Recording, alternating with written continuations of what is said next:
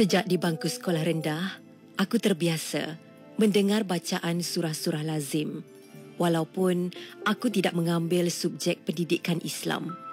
Bersekolah dan berjiran dengan komuniti yang terdiri daripada orang Islam menjadikan aku biasa dengan rutin mereka, walaupun aku berbangsa Iban dan beragama Kristian.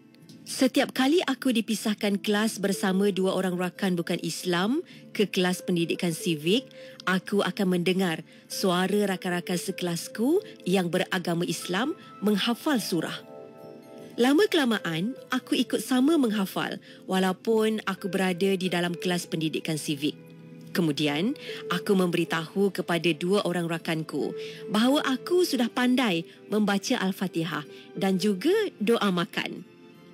Kawanku bernama Siska pasti memandangku dengan wajah kagum kerana aku belajar dengan hanya mendengar. Manakala Donna tak faham kenapa aku perlu menghafal doa. Katanya, doa itu milik agama lain. Tapi bagi aku, semua orang berhak berdoa. Doa itu memberi kekuatan kepada manusia untuk menjalani kehidupan. Aku masih ingat ketika aku memberitahu kepada Alisa, kawan sekelasku, bahawa aku sudah pandai membaca Al-Fatihah dan doa makan. Alisa meminta aku membaca di hadapannya. Dengan yakinnya, aku membaca di hadapan Alisa. Walaupun Alisa memberitahuku, macam ada salah sikit kau baca Al-Fatihah tu. Tapi bacaan doa makan kau tu betul. Lepas ni, bolehlah kau baca doa sebelum makan. Aku gembira kerana Alisa tidak meremehkan usahaku. Malah Alisa menawarkan diri. Dura, nanti aku ajar kau baca surah Al-Ikhlas. Aku dah hafal tau baca surah Al-Ikhlas. Kalau aku dah hafal surah Al-Falaq atau An-Nas, aku ajar kau. Aku bertanya kepada Alisa, surah Al-Ikhlas tu tentang apa? Apakah itu doa untuk menjadi ikhlas? Kemudian, Alisa memberitahu aku, membaca Al-Ikhlas boleh menunaikan hajat tau. Apa yang kita inginkan, Tuhan akan makbulkan. Selama hampir 6 tahun di sekolah rendah, aku fasih membaca surah-surah lazim dan cara bercakapku juga sangat dipengaruhi oleh Alisa. Siska juga ikut belajar kerana tertarik melihat aku boleh membaca banyak doa dengan lancar. Hanya Alisa saja yang tahu aku menyukai hafalan doa-doa dalam kelas pendidikan Islam. Setiap kali habis aktiviti kokurikulum, kami duduk berehat di rumah Siska yang terletak paling hampir dengan sekolah. Pada waktu itulah, Alisa memberitahuku mengenai orang Islam tak boleh menyentuh anjing dan tak boleh makan makanan haram. Aku belajar sesuatu yang baharu dan entah kenapa aku bersetuju dengan apa yang Alisa katakan. Tapi aku meneruskan kehidupan seperti biasa. Aku belajar bersabar dengan apa yang aku hadapi pada saat itu. Apabila melangkah masuk ke zaman sekolah menengah, aku dan Siska berada dalam kelas yang sama, iaitu kelas untuk semua pelajar bukan Islam untuk memudahkan sesi subjek pendidikan sivik diajar. Namun, tabiat aku yang suka mengamati suara ustazah yang mengajar subjek pendidikan Islam di kelas berdekatan masih ada. Cuma aku tidak menyatakan rasa ingin tahu dengan jelas seperti sebelumnya. Aku mula menyembunyikan perasaan ingin tahu kerana aku mula menyedari pertanyaanku tentang hari raya, puasa pada bulan Ramadan, berwuduk dan baca doa sebelum makan mengganggu fikiran Mak. Mak fikir aku mahu memberontak hanya disebabkan aku berada pada fasa usia remaja.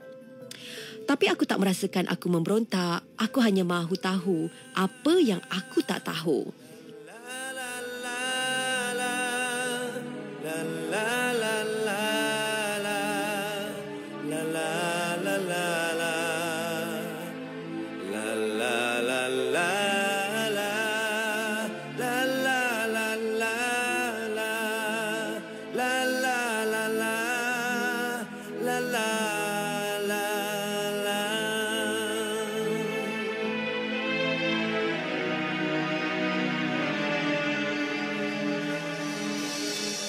Hingga di sini langkah kaki terhenti, tiada lagi tarik, hati telah terkunci.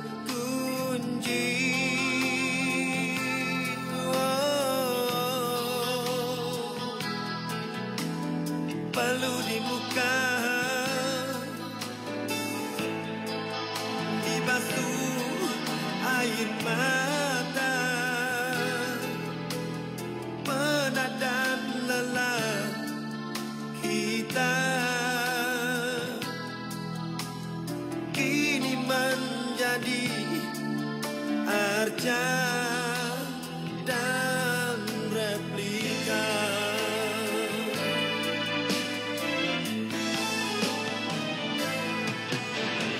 Bertemu dulu, kini hanya cerita, kenangan saat bahagia, penyuguh rasa derita, umpama cermin untuk hari muka.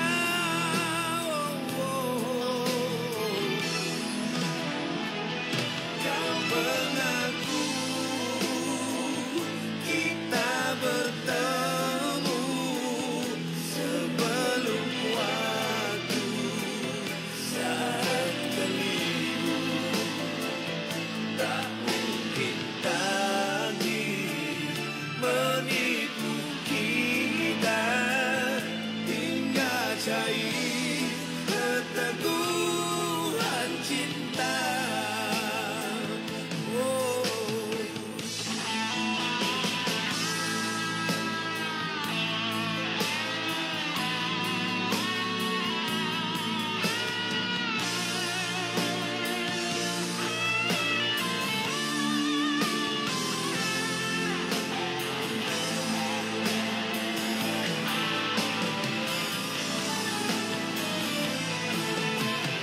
Bertemu dulu, kini hanya cerita, kenangan saat bahagia, penyuguh rasa derita, umpama cermin untuk hari muka.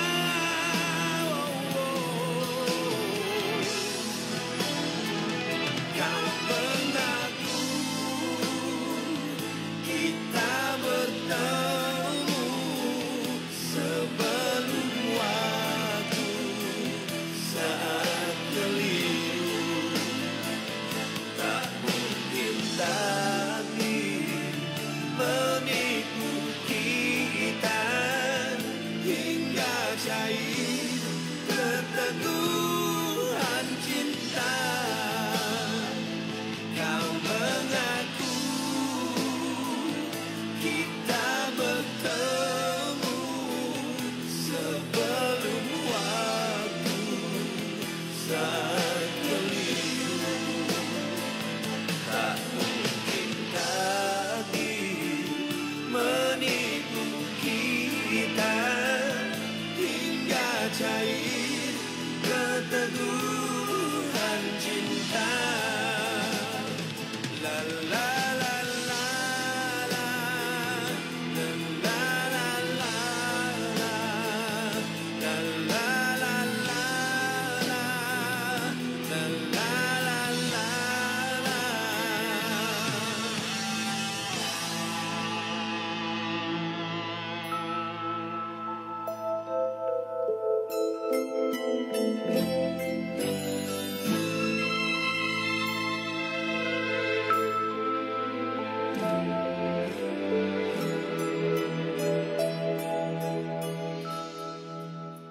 Pada suatu hari ketika aku baru saja tamat tingkatan 5 dan selesai menduduki peperiksaan sijil pelajaran Malaysia SPM, Mak memberitahu aku bahawa anak jiran kami, Katie, yang juga seusia dan satu sekolah denganku, telah mendirikan rumah tangga dengan anak jiran tetangga kami juga yang bernama Amirul. Kabar tersebut sangat mengejutkan Mak, kerana Katie tidak pernah menunjukkan dia bercinta dengan mana-mana lelaki.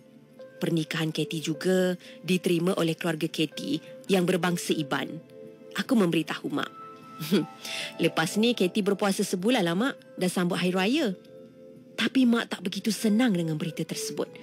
Katanya Katie masih muda untuk menjadi seorang isteri dan terlalu awal mengambil keputusan bertukar akidah.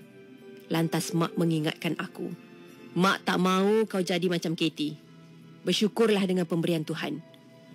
Selepas itu aku dihubungi oleh Siska yang juga terkejut dengan berita pernikahan Katie.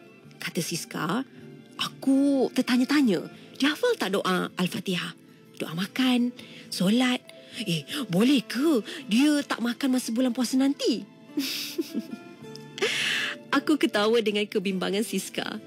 Aku katakan padanya, dia dah pilih jalan tu kan. Maksudnya dia tahulah apa yang dia akan hadapi nanti. Aku mengingatkan Siska tentang hala tuju kami selepas mendapat keputusan SPM.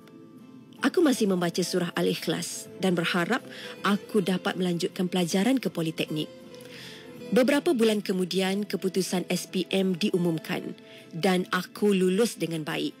Aku dapat menyambung pelajaran di Politeknik seperti yang diinginkan. Aku percaya doaku didengari Tuhan. Siska pula tidak dapat masuk ke Politeknik bersamaku kerana keputusan SPM-nya tidak begitu memuaskan.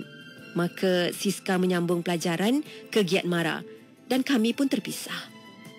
Semasa belajar di Politeknik, aku mengenali seorang lelaki Melayu yang baik dan kami berkawan rapat. Perlahan-lahan, aku jatuh cinta padanya. Tapi, aku takut untuk memberitahu perkara tersebut pada Mak. Tapi Mak seperti dapat menghidu aku ada berkawan dengan seseorang. Aku memberitahu juga kepada Mak, aku berkenalan dengan seorang lelaki Melayu.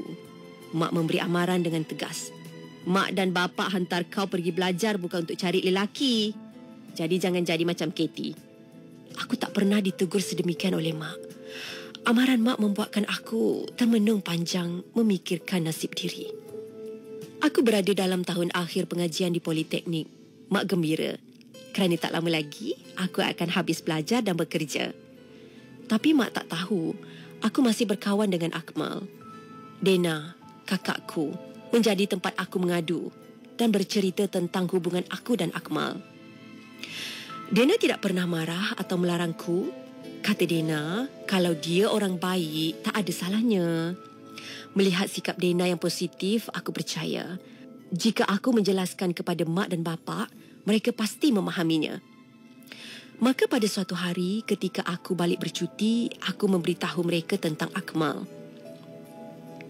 Tapi aku tak menyangka Mak tak dapat menerima Akmal dan Bapa benar-benar marah. Bapa mengatakan, sekarang kau pilih, kau nak terus berkawan dengan lelaki itu atau dengar cakap kami. Kalau kau pilih dia, kau dah tak ada orang tua lagi.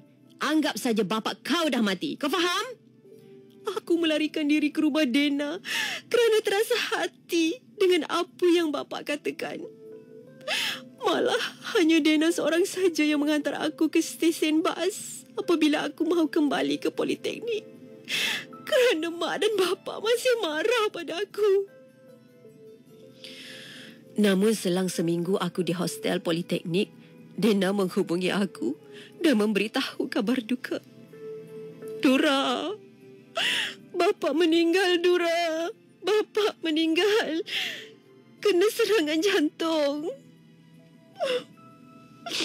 Percayalah. Saat aku mendengar kabar tersebut, gelapnya dunia aku rasakan.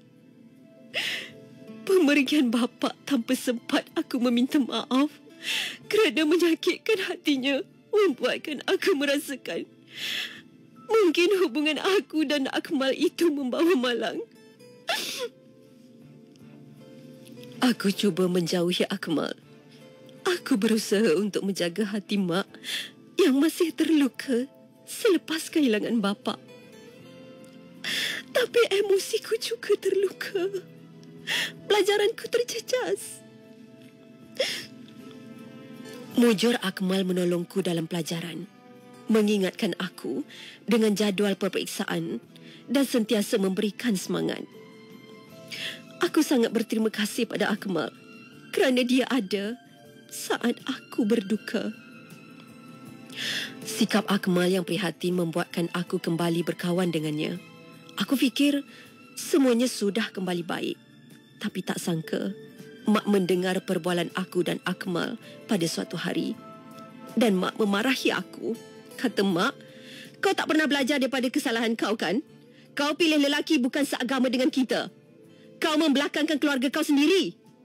Aku bertanya kepada Mak, kenapa Mak begitu tak suka kepada Akmal, sedangkan selama ini kami hidup harmoni dengan jiran tetangga kami yang berbangsa Melayu. Mak memberitahu aku, kalau Tuhan pun aku sanggup tinggalkan demi lelaki, apatah lagi keluarga. Aku patah hati dengan kata-kata Mak. Tak terlintas di fikiranku meninggalkan keluarga. Sekali lagi, aku membawa diri ke rumah Dena dan mengadu pada kakakku. Dena mencadangkan aku supaya kembali ke Politeknik dan menghabiskan pengajianku.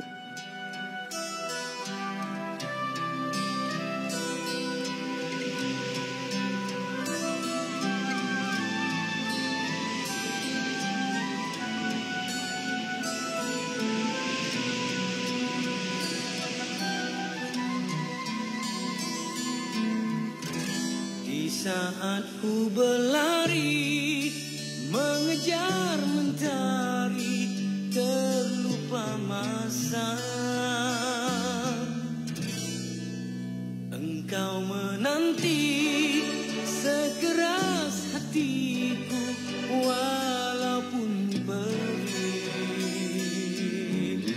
Kau yang mengharap kasih, ku mengindahkan, menyisir air mata, menghapus lara. Kau ikat pada janji, akulah yang satu, rela